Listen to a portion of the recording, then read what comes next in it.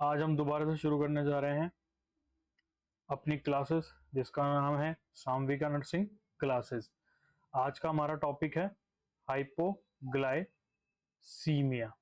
क्या टॉपिक है? हाइपोग्लाइसीमिया। तो हाइपोग्लाइसीमिया क्या होता है? हाइपोग्लाइसीमिया का मतलब होता है ब्लड के अंदर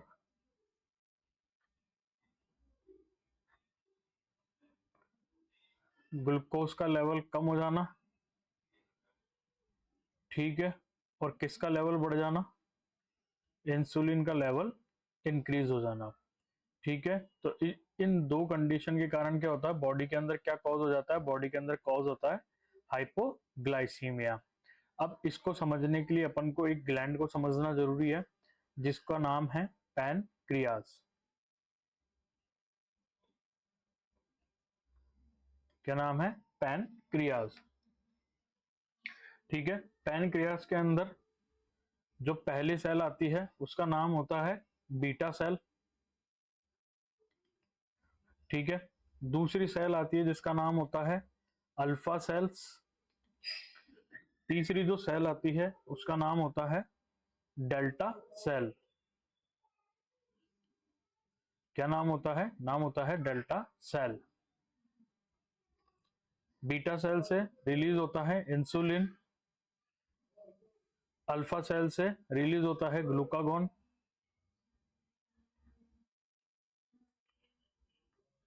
और डेल्टा सेल से सिक्रीट होता है सोमेटोस्टेटिन,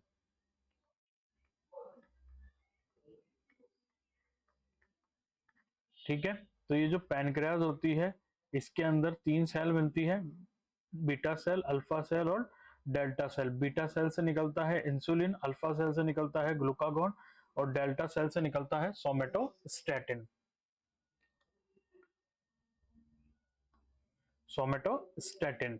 अब अपन बात करते हैं जो हाइपोग्लाइसीमिया होता है उसके अंदर ब्लड ग्लूकोज लेवल का जो लेवल होता है वो किससे कम हो जाता है?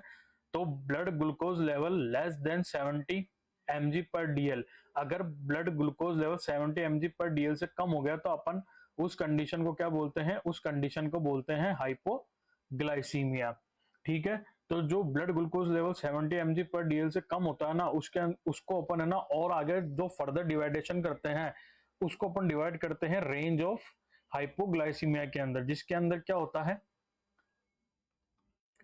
अगर ब्लड ग्लूकोज लेवल 55 से लेकर 70 mg पर डीएल तक है तो वो कहलाता है लेवल 1 हाइपोग्लाइसीमिया। 40 से 55 mg पर डीएल है उसको बोलेंगे अपन लेवल 2 हाइपोग्लाइसीमिया। और अगर ब्लड ग्लूकोज लेवल 40 mg पर डीएल से भी कम हो गया तो उसको अपन क्या बोलते हैं? Level 3 hypoglycaemia. तो जो ये तीन लेवल होते हैं इसके अकॉर्डिंग अपन किसको डिवाइड करते हैं? हाइपोग्लाइसीमिया को डिवाइड करते हैं। अब अपन बात करते हैं कि हाइपोग्लाइसीमिया के कॉजेस क्या क्या होते हैं। तो जो सबसे पहला कॉज जो आता है ना उसके अंदर आता है diabetic related causes. Diabetic related causes का मतलब क्या होता है कि वो पेशेंट जो ऑलरेडी डायबिटीज पेशेंट है और उसके डायबिटीज ड्रग्स चल रही है, जिसके कारण उन ड्रग्स के कारण क्या होता है, जो ग्लूकोज का जो लेवल होता है वो बॉडी में क्या हो जाएगा? कम। ग्लूकोज का लेवल क्या हो जाएगा बॉडी में? कम। किसके कारण? डायबिटीज के कारण। वो जो दवाइयां लेगा, मतलब जो मेडिसिन यूज करेगा, उसके कारण उसका लेवल कम हो जाएगा। तो सबसे पहला आता है कि उन पेशेंट के अंदर सब क्या देखने को मिलता है? एक्सेसिव इंसुलिन देखने को मिलेगा। क्यों? वो दो तरीके की मेडिसिन यूज करते हैं। पहला आता है जैसे कि ओरल डायबिटीज मेलाइटस की ड्रग, दूसरा आता है इंसुलिन। तो उसके कारण क्या होगा, उनकी बॉडी के अंदर इंसुलिन का लेवल ज्यादा हो जाएगा। जो ओरल मेडिसिन आती है उनके अंदर आता है सल्फोनायूरियाज ड्रग। सल्फोनायूरियाज ड्रग जो होती है उनके कुछ एग्जांपल्स होते हैं जिनके नाम मैं आपको बताता हूँ।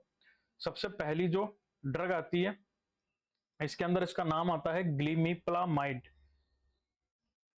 ग्लीमिप्रामाइड,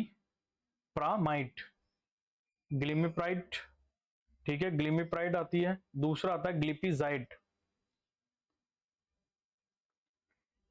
ठीक है। और भी एग्जाम्पल होते हैं लेकिन मेनली जो यूज होती है ड्रग, मोस्ट कॉमन ड्रग जो यूज होती है वो ये दो होती है। किसके अंदर? सल्फोनाज यूरिया ड्रग के अंदर। इसके बाद में जो ड्रग आती है वो आती है मैग्नीटिनाइड ड्रग्स, मैग्नीटिनाइड्स। ड्रग्स आती है जो भी क्या कॉज कराएगी, डायबिटीज मेलाइटिस के अंदर ग्लूकोज को कम करने का काम करेगी, और इनके एक्सेस के कारण क्या हो जाएगा, ब्लड ग्लूकोज लेवल जो है वो 70 mg पर डीएल से कम हो जाएगा। और आप यहाँ पर एक चीज ध्यान रखना, जो सल्फोनूरियाज जो ड्रग होती है ना, ये एड ऑन थेरेपी के अंदर यूज होती है। किसके अंदर यूज होती है? एड ऑन थेरेपी में। एड ऑन थेरेपी का मतलब कि कोई सी भी ड्रग जो किसी दूसरी ड्रग के साथ में काम में ली जाती है वो एड ऑन थेरेपी ड्रग्स कहलाती है, और सल्फोनूरियाज जो ड्रग होती है वो एड ऑन थेरेपी की तरह काम में आती है डायबिटीज मेलाइटस डिजीज के अंदर। फिर इसके बाद में जो दूसरा अपने पास के अंदर जो कॉजेज आता है वो आता है non diabetic related causes. Non diabetic related causes का मतलब है कि उसके अंदर डायबिटीज मेलाइटस का कोई लेना देना नहीं है। इसका मतलब इसके अंदर क्या चीज अफेक्ट होगी, इसके अंदर क्या अफेक्ट होगा, इसके अंदर अफेक्ट होगा पैनक्रियास, ठीक है। या फिर आप ऐसे भी बोल सकते हैं इसके अंदर क्या अफेक्ट होगी, इसके अंदर अफेक्ट होगी ग्लैंड्स, ठीक है। सबसे पहला आता है beta cell tumour. Beta cell tumour के अंदर क्या होता है, जो सेल्स होती है उसका नंबर क्या हो जाता है, इंक्रीज हो जाता है। अब अगर नंबर इंक्रीज हो गया तो ये क्या करा देगा, इंसुलिन क्या कराएगा, ज्यादा सिक्रीट कराएगा। अब ज्यादा इंसुलिन सिक्रीट होगा तो इसके कारण क्या होगा, ग्लूकोज का लेवल क्या हो जाएगा, कम, ठीक है। आई बात समझ में कि बीटा सेल ट्यूमर के कारण क्या हुआ, सेल का साइज हो गया इंक्रीज, ठीक है, सेल के नंबर हो गए इंक्रीज, और उसके कारण क्या हुआ, इंसुलिन ज्यादा निकलने लग गया, और इंसुलिन ज्यादा निकलने के कारण जो अपना ब्लड ग्लूकोज लेवल है वो क्या हो गया, कम, ठीक है। दूसरा आता है सेप्सिस। सेप्सिस मतलब इन्फेक्शन। अगर पैनक्रियास के अंदर कोई भी इन्फेक्शन हो गया उसके कारण क्या होगा, ग्लूकोज का लेवल कम हो जाएगा। फिर आता है हाइपोपिट्यूटरिज्म। हाइपोपिट्यूटरिज्म का मतलब होता है कि अगर पिट्यूटरी ग्लैंड जो है वो अपने सिक्रीशन कम निकाल रही है ना, तो उसके कारण भी क्या होता है, बॉडी के अंदर जो ग्लूकोज है उसका लेवल क्या हो जाएगा, कम हो जाएगा, ठीक है। ये दो कारण थे। अब आता अपने पास के अंदर अदर कॉजेज। अदर कॉजेज बहुत इंपॉर्टेंट है। इसके अंदर सबसे पहला आता है अल्कोहल, ठीक है। अल्कोहल क्या करेगा, अल्कोहल जो है वो ट्रेंडिंग के अंदर काफी पॉपुलर है, जो कि काफी सारी डिजीज को कॉज कराता है। उसके बाद में आती बीटा ब्लॉकर, ठीक है। अब अपने पास के अंदर जो बीटा ब्लॉकर आती है, ठीक है, बीटा ब्लॉकर क्या होती है, बीटा ब्लॉकर मेनली अपन हार्ट में यूज करते हैं, और हार्ट के अंदर भी किस डिजीज के लिए यूज करते हैं, वो अपन यूज करते हैं बेसिकली हाइपरटेंशन के अंदर, ठीक है। तो ये क्या करती है, जो बीटा ब्लॉकर होती है ना, ये बीटा ब्लॉकर किसके ऊपर काम करती है, बीटा ब्लॉकर जीएस साइकिल के ऊपर काम करती है, ठीक है। अपनी बॉडी के अंदर जीएस साइकिल होती है। अब पहले बात आती है जीएस साइकिल क्या होती है। जीएस साइकिल का मतलब होता है जीपीसीआर, ठीक है। ये अपनी बॉडी के अंदर एक साइकिल होती है जिसको अपन बोलते हैं जी प्रोटीन कपल्ड रिसेप्टर। जी प्रोटीन कपल्ड रिसेप्टर होते हैं जिसके अंदर एक साइकिल होती है जिसको अपन बोलते हैं जीएस साइकिल, ठीक है। अब बीटा ब्लॉकर क्या करती है, जीएस साइकिल के ऊपर काम करेगी, ठीक है। तो नॉर्मली क्या होता है, जो जीएस साइकिल होता है ना, नॉर्मली ये क्या कराता है, इंक्रीज कराता है साइक्लिक एएमपी को। क्या कराता है, साइक्लिक एएमपी को इंक्रीज कराएगा। बट बीटा ब्लॉकर यहां पर क्या काम करेगी, ये इसको कर देगी ब्लॉक। क्या कर देगी, इसको कर देगी ब्लॉक, ठीक है। अब यहां पर क्या हो गया, बीटा ब्लॉकर ने इसको क्या कर दिया, ब्लॉक कर दिया। अब साइकिल एएमपी क्या हो जाएगा, डिक्रीज, ठीक है। अब साइक्लिक एएमपी क्या हो चुका है, साइक्लिक एएमपी हो चुका है डिक्रीज, जिसके कारण क्या होगा, बॉडी के अंदर ग्लूकोज का लेवल क्या हो जाएगा, इंक्रीज, सॉरी,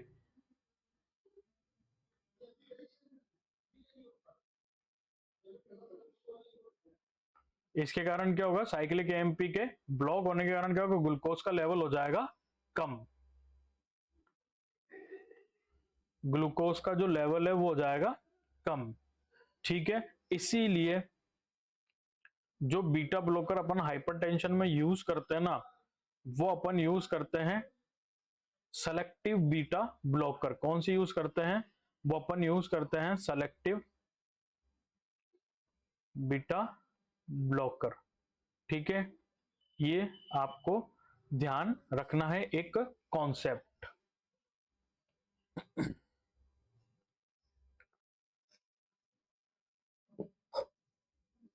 अब अपने पास के अंदर आता है क्लिनिकल फीचर्स ऑफ हाइपोग्लाइसीमिया। मतलब कि हाइपोग्लाइसीमिया में क्या क्या साइन एंड सिम्टम देखने को मिलेंगे। सबसे पहला आता है पाल्पिटेशन। पाल्पिटेशन का मतलब क्या होता है, खुद की हार्ट बीट खुद को सुनाई देना, क्या कहलाता है, पाल्पिटेशन कहलाता है। फिर आता है अपने पास के अंदर ट्रेमर्स, फिर आता है स्वेटिंग। ठीक है, पेशेंट को क्या होगी, एक्सेसिव स्वेटिंग होने लग जाएगी जब उसको, जब मतलब वो जब हाइपोग्लाइसीमिया से सफर कर रहा होगा तो उसको एक्सेसिव स्वेटिंग देखने को मिलेगी और वो फील करेगा कि उसको कुछ ज्यादा ही पसीना आ रहा है। साथ में क्या होगा, इन सब के साथ में उसकी इंक्रीज हो जाएगी हंगर, मतलब उसको भूख ज्यादा लगने लग जाएगी। और जब ये कंडीशन, मतलब कि जब उसका जो ग्लूकोज लेवल है, उसका जो ग्लूकोज लेवल है वो और ज्यादा कम हो जाएगा। ठीक है, अप्रोक्सीमेटली मान लो 40 mg पर डीएल से अगर कम हो गया, किससे, 40 mg पर डीएल से अगर उसका ग्लूकोज लेवल कम हो जाता है ना, तो उसको न्यूरोलॉजिकल सिम्टम देखने को मिलते हैं, जिसके अंदर सबसे पहला आता है सीजर, मतलब पेशेंट को क्या आने लग जाएंगे, सीजर आने लग जाएंगे। दूसरा अल्टर्ड सेंसोरियम, हो सकता है पेशेंट अनकॉन्शियस हो जाए, हो सकता है पेशेंट सेमी कॉन्शियस हो जाए। ठीक है, और जब और ज्यादा, मतलब इससे भी अगर ज्यादा ग्लूकोज लेवल अगर नीचे गिर जाता है ना, तो उसके कारण पेशेंट को क्या कॉज हो सकता है, पेशेंट को कोमा कॉज हो सकता है और पेशेंट जो है वो कोमाटोज हो जाएगा। अब अपने यहां पर आता है एक सबसे इंपॉर्टेंट चीज जो कि कॉम्पिटिटिव एग्जाम के लिए बहुत इंपॉर्टेंट है। ठीक है, बहुत ज्यादा ही इंपॉर्टेंट है, इसको अपन 5 स्टार टॉपिक कहेंगे, जिसके अंदर आता है विपल ट्राइड ऑफ हाइपोग्लाइसीमिया। क्या आता है, विपल ट्राइड ऑफ हाइपोग्लाइसीमिया। ये ट्राइड होता है जो कि स्पेसिफिकली दिया गया है किसके लिए, हाइपोग्लाइसीमिया के लिए। इसके अंदर सबसे पहला आता है sign and symptom of hypoglycaemia के, जो भी अपन ने साइन एंड सिम्टम पढ़े, जैसे कि पहला साइन एंड सिम्टम पढ़ा स्वेटिंग, दूसरा पढ़ा अपन ने इंक्रीज हंगर, ठीक है, अल्टर्ड सेंसोरियम, सीजर्स, कोमा, जितने भी साइन एंड सिम्टम पड़े वो सब इसके अंदर इंक्लूड होंगे। दूसरा प्लाज्मा ग्लूकोज लेवल क्या हो जाएगा, डिक्रीज। प्लाज्मा ग्लूकोज लेवल क्या हो गया, डिक्रीज। साथ में जो सबसे इंपॉर्टेंट पॉइंट आता है वो आता है कि इंप्रूवमेंट विद ग्लूकोज इंटेक, के जैसे ही अपन पेशेंट को ग्लूकोज का इंटेक देंगे उसकी जो हालत है उसके अंदर क्या देखने को मिलेगा, इंप्रूवमेंट देखने को मिलेगा। तो ये तीन चीजें मिलकर किसका फॉर्मेशन करती है, वो फॉर्मेशन करती है अपने विपल ट्राइड का। किसका फॉर्मेशन करेगी, विपल ट्राइड का। तो ये आपको ध्यान रखना है, 5 स्टार टॉपिक है ये आपके लिए। ठीक है, तो अब अपन ने इसके क्या देख लिए, कॉजेज देख लिए, इसके ग्रेड देख लिए, इसके साइन एंड सिम्टम देख लिए। तो अब आता है अपने पास के अंदर ट्रीटमेंट ऑफ हाइपोग्लाइसीमिया। क्या आप पेशेंट को किस तरह ट्रीट करोगे, कि जब वो आपके पास में हाइपरग्लाइसीमिया लेके आता है। तो इसके अंदर दो कंडीशन देखने को मिलती है। सबसे फर्स्ट कंडीशन,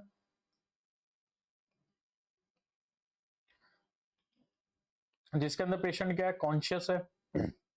ठीक है, दूसरी कंडीशन आती है अपने पास के अंदर सेकंड कंडीशन, जिसके अंदर जो पेशेंट है वो कैसा है, अनकॉन्शियस है। ठीक है, तो दो कंडीशन आ गई, पहला जिसके अंदर पेशेंट आपके पास में आया एकदम कॉन्शियसली, दूसरा आपके पास में आया अनकॉन्शियसली। तो सबसे पहला जो अपन ट्रीटमेंट करेंगे वो करेंगे कॉन्शियस पेशेंट का।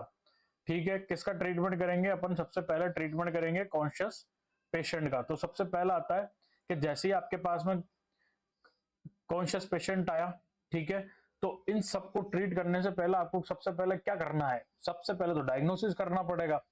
ठीक है, डायग्नोसिस करोगे तभी तो पता लगेगा पेशेंट को क्या है। तो डायग्नोसिस करने के लिए अपन क्या कर सकते हैं, सबसे पहले अपन करेंगे random blood sugar, random blood sugar. ठीक है, रैंडम ब्लड शुगर करेंगे जिसको अपन आरबीएस भी बोलते हैं। उसके अंदर अपन को क्या देखने को मिलेगा, जो ग्लूकोज का जो लेवल है वो क्या होगा, ब्लड के अंदर कम मिलेगा। और कितने से कम मिलेगा, 70 mg पर डीएल से कम मिलेगा।